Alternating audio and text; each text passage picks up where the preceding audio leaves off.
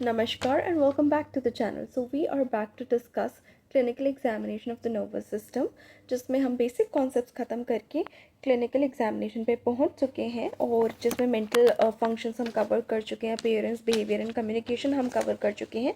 और आज की वीडियो है इमोशनल स्टेट पे कि इमोशनल स्टेट पेशेंट के जानने पे क्या क्या आपको पूछना चाहिए। तो पेशेंट के मूड का असेसमेंट करना ज़रूरी है और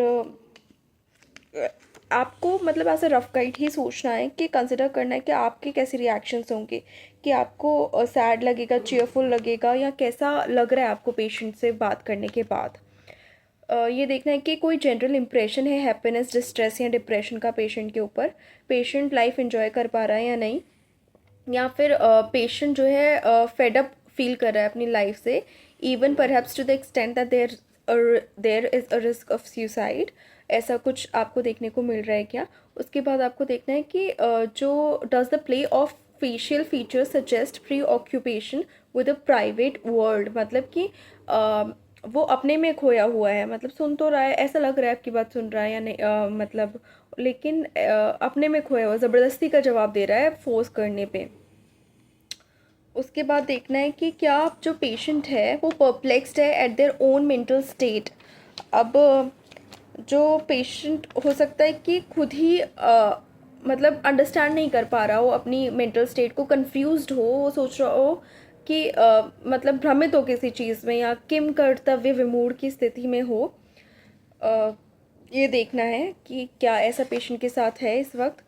उसके बाद ये देखना है कि कोई insight and understanding of the disorder and it's implication है पेशेंट के अंदर, कि उसको कुछ प्रॉब्लम है या नहीं, और आप कितना समझ पा रहे हैं कि क्या कुछ ऐसा फीचर है जो ये गाइड कर रहा है कि हाँ पेशेंट प्रॉब्लम में है मेंटल तौर पर। उसके बाद नोट करना है कि whether the patient seems irritable और रिजेंटफुल और whether your words are received with suspicion.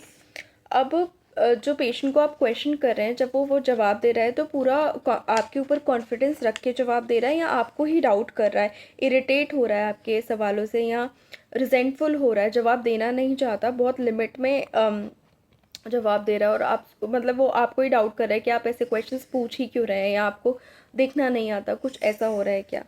Emotionally जब पेशेंट डिस्ट्रेस्ड होता है या कोई भी इंसान इमोशनली डिस्टर्ब होता है, for example those with an anxiety state, depression और mania, often note abnormal sleep, मतलब उनमें ज़्यादातर जो है नींद की प्रॉब्लम होगी।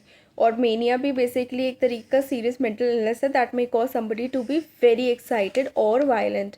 तो जो भी एनजाइटी से सफ़र कर रहे हैं, डिप्रेशन से सफ़र कर रहे हैं या मेनिया से सफ़र कर रहे हैं, उनमें नींद की दिक्कत होगी। तो उसको भी स्लीप को भी हमें ध्यान में रखना है कि आपको उस पेशेंट से पूछना है कि आपकी जो नींद है वो बहुत लंबी है या छोटी है, ब्रीफ है, टू लॉन्ग और टू ब्रीफ, ऐसा तो कुछ नहीं है। यदि टू लॉन्ग है तो कोई पर्टिकुलर एक्शन है जो likely to precipitate this hypersomnia, मतलब किसी कुछ ऐसा होता है जिसकी वजह से आप लंबी नींद लेते हैं। हाइपरसोमनिया का मतलब है कि पेशेंट ज़्यादा समय तक सोता है, फिर भी दिन में जो है उसकी नींद पूरी नहीं होती, दिन में भी उसको सोने की इच्छा रहती है, सोता ही रहता है वो। तो ऐसा कोई एक्शन है जिसकी वजह से वो ज़्यादा सोता है, उससे पूछने की कोशिश करनी है। यदि नींद कम है तो पूछना है कि कोई डिफ़िकल्टी है नींद आने में, या वेकिंग फ्रीक्वेंटली क्यों होता है, कुछ सोचता है, कोई ड्रीम है, कुछ ऐसा है तो वो नोट करना है। जल्दी उठ जाते हैं सुबह और फिर दोबारा नींद नहीं ले पाते हैं, ऐसा कुछ है तो वो भी नोट करना है। उसके बाद सोचना है कि मतलब पेशेंट से पूछना है कि कोई फिजिकल कॉज है इंसोम्निया का, सच एज पेन, कफ, एस्मा, मतलब सांस लेने में दिक्कत होती है इस वजह से नहीं सो पा रहे हैं ढंग से, या नींद नहीं आ रही है, या कोई दर्द है, दर्द की वजह से नींद नहीं आ रही है, ऐसा कोई रीज़न तो नहीं है उसकी कम नींद का। ये सब आपको पेशेंट से पूछना है क्योंकि ये उसकी फर्दर हिस्ट्री और फर्दर एग्जामिनेशंस में काम आएगा। So that's it for this video. और आज की जो रेफरेंस बुक थी वो थी Hutchinson's clinical methods 21st edition. Please stay connected, please like the video, please share the video, subscribe to the channel and do not forget to hit the bell icon. Please do subscribe. Thank you.